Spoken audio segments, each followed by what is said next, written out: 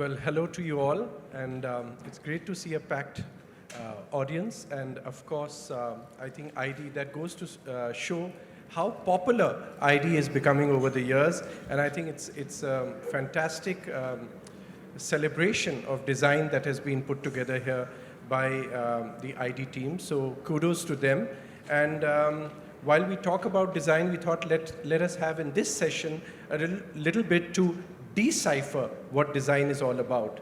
And who better than with these real stars that you just heard the introductions of from different fields and how they have been able to establish themselves and have bring a certain identity, not just to their work, but also in the field of design directly or indirectly in their peripheral roles that some of them play. So I'm going to begin right here with Yadavir, yourself. And of course, we were just talking while we were waiting in the lounge that we had this great opportunity where I was able to interact with Yadavir and also, of course, with Nikhil in the television series which I hosted called Deciphering Design with Dikshu on Disney Hotstar. So here, let's move forward from what we discussed a couple of years ago to really what you have been doing more in recent times. And I was in Mysore as part of the G20 a few months back, and I noticed that there are a lot of initiatives that while there is the government and while there is the city administration, but you in your role and the position that you hold, you are really playing an instrumental role in terms of what kind of positive energies, positive developments are taking place in society, and design is very close to your heart. And I see that happening in a much broader role in terms of how you are implementing that in a way in society out there. So if you can share some thoughts on what's happening at that front. Surely. Firstly, my good afternoon to everyone here and my good afternoon to my panelists as well. Thank you to Dikshu and the organizers for inviting me here today. It's such a wonderful occasion and I'm privileged to be here. Obviously, I come from a slightly different perspective in that mine is one of, obviously, station has come from an inheritance. And therefore, my perspective is through heritage that I see things. And when I talk, especially when we talk about design, the lens through which I see it is the aspirations of our collective ancestry are poured into the design aspect of things. And that is where they showcase their aspirations. And in order for us to uphold it, we need to preserve that heritage. And I suppose that is where we come in Mysore in trying to preserve the built heritage of Mysore. Obviously, a large number of those buildings are private properties of my family. And we continue to restore and repurpose them, keeping the same integrity of the building. And extension of that, there are, of course, most of the buildings with the government and then with the city municipality. And in their part also, we are involved towards in more of an advisory role and also in some cases in a more frictional role in trying to save the actual buildings. So that would be, I suppose, a background to how I see it. But yes, design is in many ways beyond the utility of the building or utility of whatever the art at the time. The act of the actual aspiration of the ancestors at the time are reflected there. And in preserving that, we are preserving their aspirations going forward. And that is my perspective on it, essentially. And my involvement or my love for design comes from the need, I suppose, to protect that heritage and move forward in a constructive way. That's true. I mean, it can certainly come from the need. But I think somewhere these kind of things also are very intuitive. They are very much inborn in a sense how you, have that affinity towards design. Because there are many royal families, I would say, around India who have similar challenges or opportunities, whichever way you see it, that you have. But how much of an affinity they have towards design can be varying. So in your case, I think from that point of view, you've really immersed yourself.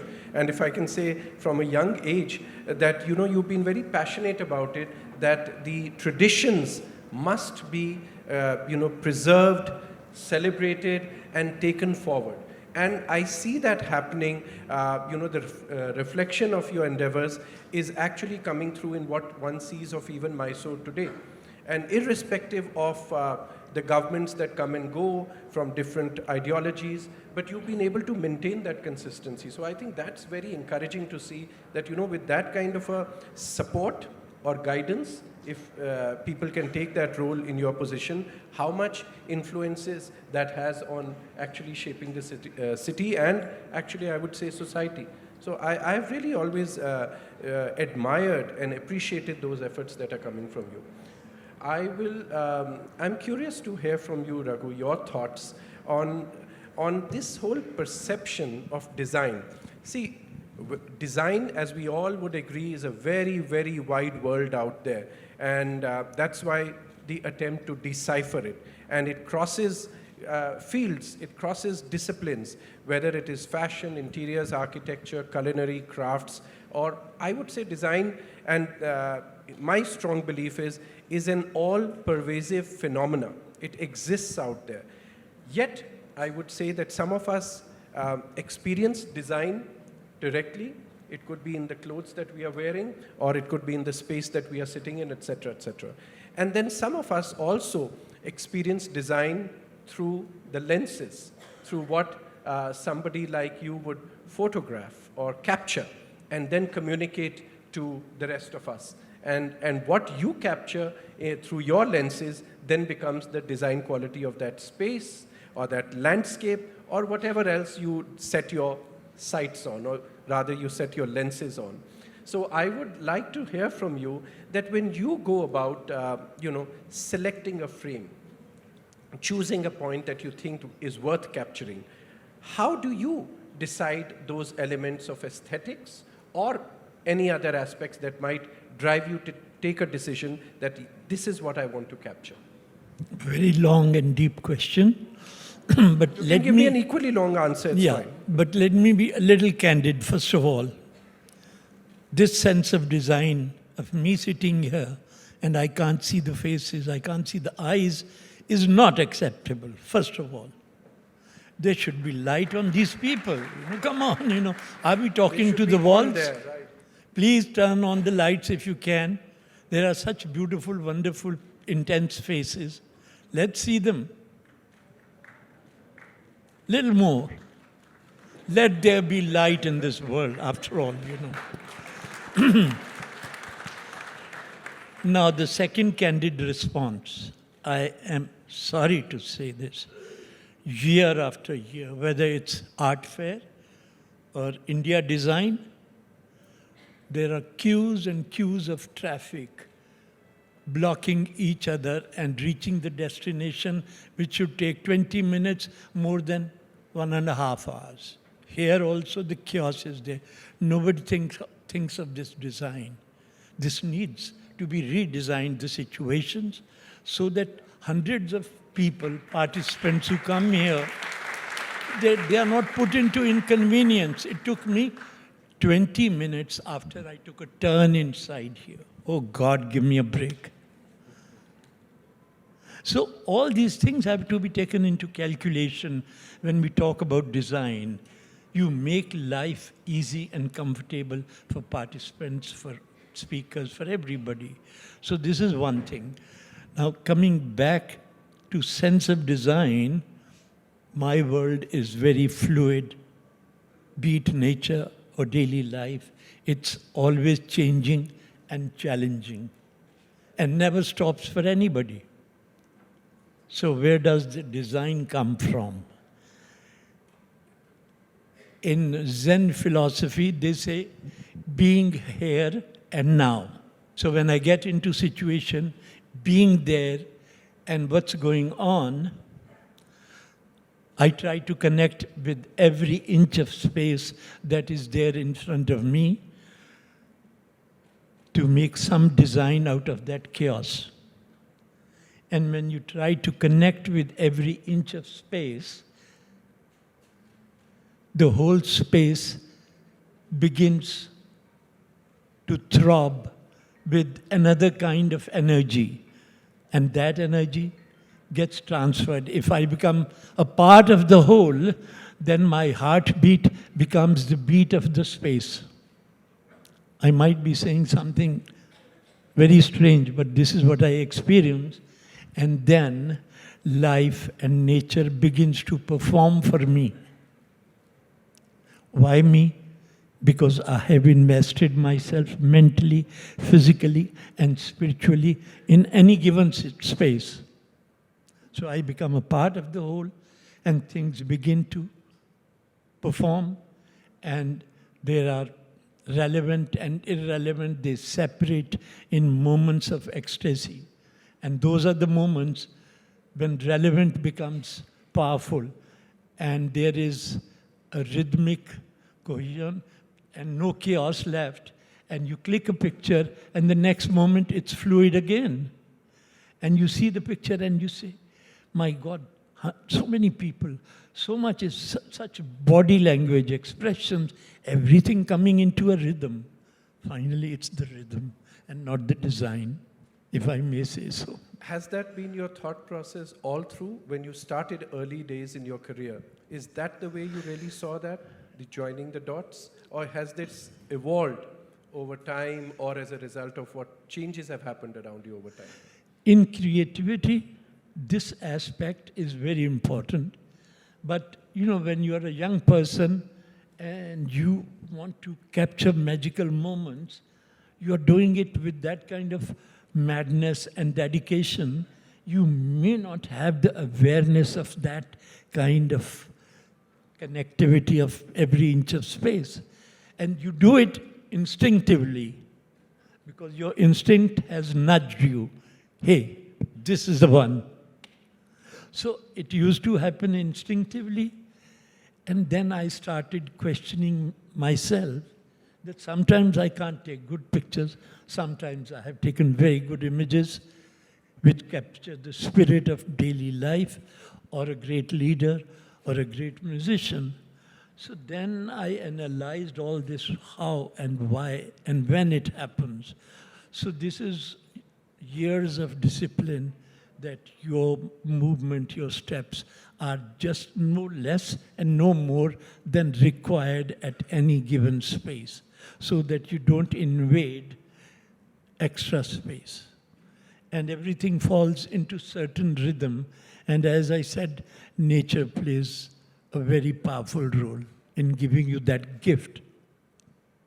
Absolutely, I agree with you. And I want to turn to you, Nikhil, now. And You can't turn to me after this. No, I so, mean, you know, he put it so beautifully, and I haven't Absolutely. come across many people who can speak about a process with such clarity. And I resonate with him completely because, you know, so do I. So do I. It was, yeah. for the longest time, I would wonder where is the drape coming from. This journey has been going on since 2013 when we first draped our men's kurta, which was inspired by the sari my mom used to wear while she was a teacher. And the moment I had with the fabric and the hands was exactly the moment where, in that chaos, everything stood still and it happened. And once it happened, thereafter it didn't happen. And then the process of awareness keeps continuing to make it happen again, but you don't hope that it happens. You are in it. And that relationship between the craft and the soul is so beautifully put. I mean, it's incredible. I hope this recorded because I want my team to hear this over and over again. Sorry, your question. No, I think it's a great extension to Raghu's thoughts which we have taken there, and I also resonate with it completely.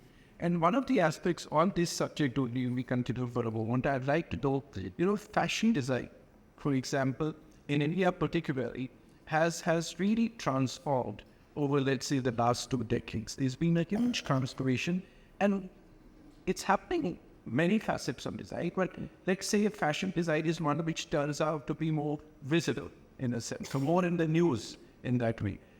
In your professional journey, how do you see the design sensibilities changing in the audience in India, in your patrons of your fashion style? How do you see this design sensibility changing? So simply put, I would say, how did people perceive it 20 years ago to what you see the perception today when you interact? You know, we're all a part of a society, And we've constantly seen over the years our societies change, our neighbors change, our cars have changed, our mentalities changed, and we're no different. In design as well, when we started out in 2000, I did a lot of contemporary shamu silk fabric drapes, and they didn't work at that point. But I kept focusing on what I had come here to do. And it wasn't the right time, but the society kept changing and kept moving on. And then there is a time in every creator's lifespan that you catch that train with the right bogie and the right compartment with the right seat. And then you recognize that that's where, if you're at the same speed and not faster than the society and not slower, if you can catch the right speed, I think that's where magic happens. I have seen that India has changed beautifully, and it's constantly changing. There is a beautiful blurring line between masculinity and femininity. Finally, the man is not considered to come back home, have 2 drinks, and call for food anymore. But back in 95, 96, this was a very common phenomenon of a man in India. So I'm really proud that the gender lines have been blurred. And that itself is a big awakening for India, considering that we pray to goddesses all the time. Everything for us is feminine, and yet we were showcasing a very strong masculine side of India. So I'm very happy that design, creativity through photography, through architecture, the lines are getting blurred. We don't have only angular straight lines. There's a little bit of romance that's coming in. It's a good time. I think so too. I think if I look at my own field of architecture, I see that there is so much transformation that is taking place. And like you are saying, it is eventually the reflection of society. And earlier, let's say from the 90s, which you referred to, there was this complete fascination that what was happening in the West had to be the natural answer, that what we need here. And there was that whole phase to that. But turn of the century, I think there's been a great change in gear, where there has been a focus on, and that's something I would love to talk to all of you about, is this aspect of sustainability. That's really come into architecture more and more, and I think it was really essential also for that aspect to be sensitively looked at. That's happening. And the other aspect that I think, which is now making a mark, is that again, India's emergence at the global stage is having a direct reflection in our field about how our architectural vocabulary is becoming one where we don't need to ape from the West. We are in fact setting the trends which people out in the world are beginning to look at. So that's a huge 180-degree shift that I'm seeing. You wanted to say something, I think. But may I? I'm a nasty guy, please remember that. Bulk of the modern architecture, whether it's Gurugram or Delhi or Noida, elsewhere, we are a second-rate copy of Singapore architecture. And those glasses, tinted glasses, and closed windows, which don't suit, they have only one kind of weather, which is hot and humid. Here we have the summer, we have the spring, we have the cold weather, and we have the rains, and everything becomes magical. But look at most of the buildings and architecture. I completely agree. That's what I'm saying now. So whether it's the Gurgaons or the BKCs of Mumbai or a lot of Everywhere. all Indian cities have gone through that phenomena. So what you and I are talking about today is actually the result of what created and got built in the 90s and turn of the century. If I can but just now quickly the step shift in. that you are seeing will probably show us better results in years to come. Yeah. See, while there is all of this, that things haven't moved the way they should have, and that's one part of the conversation. But look at the opportunity that exists now in architectural firms. Young students coming out and turning into amazing architects. They can create the future for this country, knowing the past from where we are coming from. And post-colonization, there has been a massive hangover of who we are. There's been a confusion. Now, post 11:30, you'll hear Hindi music blasting at parties where people are wearing ball gowns. I think finally India's arriving, and this also gives us a chance to recognize that through architecture, through you guys, you'll create masterpieces that will live much longer than our lifetimes. So I think there is a huge opportunity that, and responsibility also, I feel, with the lineage and the heritage we come from, if we are to propel that and put it in today's modern society, still have a nostalgia of India, but in a contemporary form. But that last line, I think, is the punch line that, yes, we need to celebrate what we have held on to as our culture, as what has been handed down to us, but then it needs to be looked at from the contemporary aspect as well. And that contemporary aspect, I dare say, is not about going the cyber city or the BKC route at all, but it is about really imbibing what I at least refer to as the contextuality of architecture. So when you talk about Delhi and the weather or the climate of Delhi, what that beckons and the solutions that requires to, let's say, the climate of Mysore, we need to recognize that. I mean, to my dismay, when I came back to this country and started practicing and realized that, there are these standard cookie-cutter solutions by the CPWDs of the country, where it could be Kashmir or Kanyakumari, but it's the same thing that really needs to be replicated. And if you really want the local touch, you can put a lipstick around it, and that's the local touch. So that is of course, I would say, a phenomena we have to really run away from. And that's the change I see happening. And I agree with you. Many of the people here in the audience, I can imagine, would be now far more sensitive because A, we become more aware, B, we become so much more prouder of our own heritage that we have now the conviction to go out there and create something. Yeah, but I have a simple question. Why is it that we are so fascinated with Italian marble? What's the deal? Like with Travertino, you go to a party and the guy's talking to you and he's got his hand on the Travertino. He's like, look at this. It's 600 rupees a square foot. Like, come on, man. Italian marble gora chitta hai, like the West. Let's say that. Whatever happened to Dholpur, to Kharera and Kharappa, like these beautiful stones that, we have in our country. What happens to all of that? I mean, I know Amrish Arora uses a lot of Indian materials, and he gives it a contemporary feel. Viraj Kataria also does the same. It's so nice to see that India being represented in its contemporary form through India. I completely agree again with you, but the point here is that sense of conviction. And that's where I believe the genesis of it all is. If we can be confident of our own choices, our own heritage, and our own cultural values, our own design civilizational continuity is very essential in doing anything.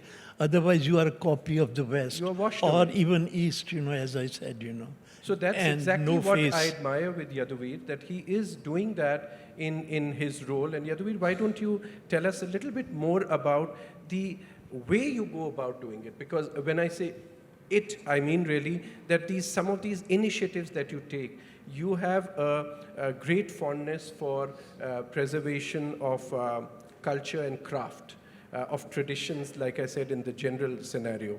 Tell us more about, I'd like to know, first, the why, which might be obvious, but why is it important to you? And second, how are you going about it? I mean, as you said, it's quite obvious. It's the lineage you've come from and the legacy you've been asked to uphold. And so obviously you do so.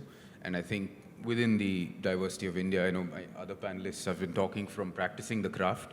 I suppose my perspective comes from more of a conservator of the craft rather than an actual practitioner.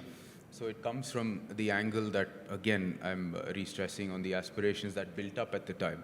And if you see in Mysore, if you go back to the architecture, you have, with each age, from the late 1800s, where there were much more abundant resources, much more elaborate buildings, there were fewer, to a dumbed-down version of that in the early 1900s, to around my grandfather's time when the socialist era and the Second World War started. And you have a very sort of Art Nouveau, Art Deco age coming in. And then, of course, the entirely socialist age of India, where you sort of design was completely overlooked into just utility. And all these aspects are something we look to preserve and look to uphold as well, because it reflects the time going, the individual aspirations of the individual generations that were there at the time. And so when I look at it personally, I think it's an evolution and a phase in which we have to understand that we are a society or a civilization that has at all times embraced all influences. I mean, if we just look at the room now, the large percentage of us are all in Western dress, but we've somehow made it Indian with our own little kinks to it. So I think it's a matter of time where we evolve and make it a uniquely hybrid Indian outcome. And I think it's just a matter of time, as Nikhil has rightly said, we are evolving and India is coming to the forefront now. And in Mysore itself, you will see many of the newer houses preferring red oxide to the marble. So there is a change happening, and I think our generation has been, that light has been shown upon us as to the means forward.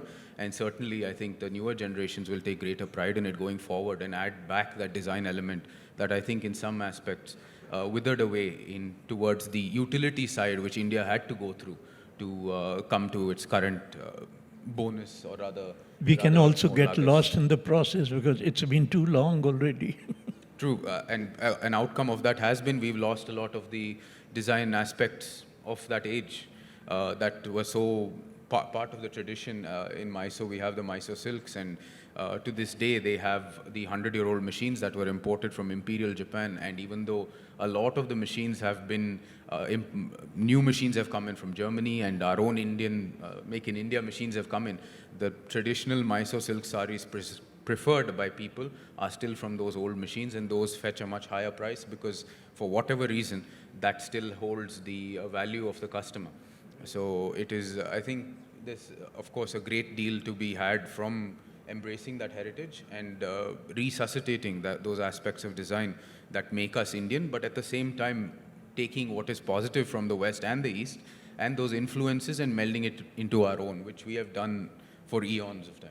And hybrid is the key word here. I remember this conversation you and I were having at your palace, where, the palace itself, I don't know how many of you have seen the Mysore Palace?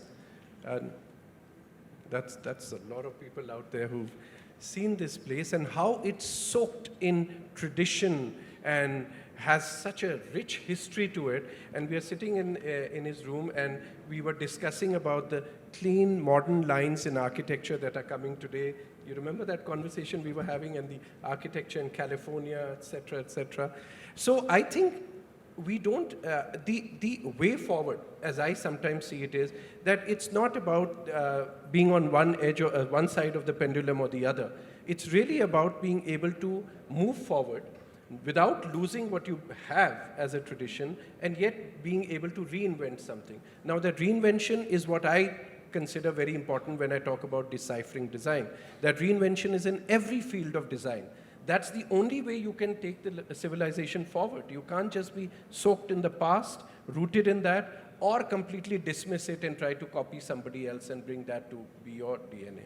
And that's the beauty, as one sees in design manifest itself in different parts of the country, different parts of the world, in different ways.